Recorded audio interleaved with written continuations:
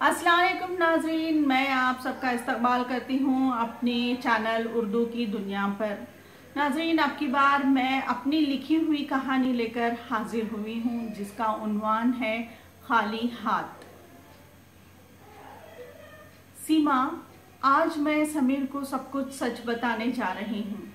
मुझे बहुत डर लग रहा है, रुखसार ने सीमा का हाथ थामते हुए कहा।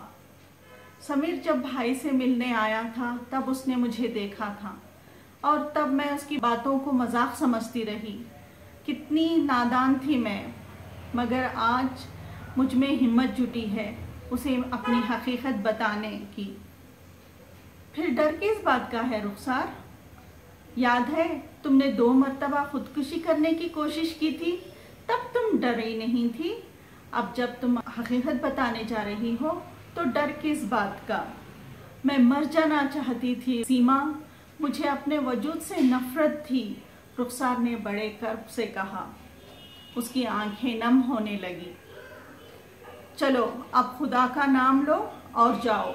समीर की मोहब्बत सच्ची है, वो हर कमी हर खामी को नज़रअंदाज कर देगा। सीमा ने बड़ा सा हिजाब उठाकर रुखसार पर डालते हुए कहा।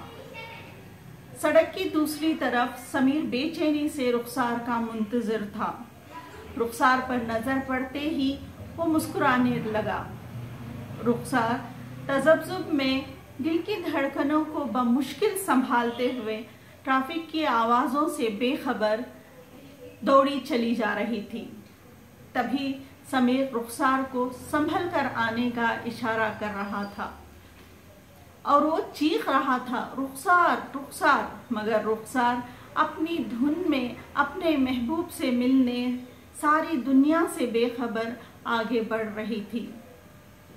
समीर बिजली की तरह लपका और रुखसार का हाथ पकड़ना चाहता था, पर समीर का हाथ खाली रह गया। सामने सड़क पर तेज रफ्तार से आती हुई ट्रक की जद में रुखसार आ चुकी थी।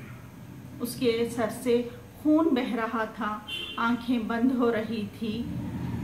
हवा के झोंके ने जब रुखसार का हिजाब उड़ाया तो समीर ये देखकर हैरान रह गया कि जिस हाथ को वो थामना चाहता था वहाँ हाथ था ही नहीं, क्योंकि रुखसार एक हाथ से महरूम थी।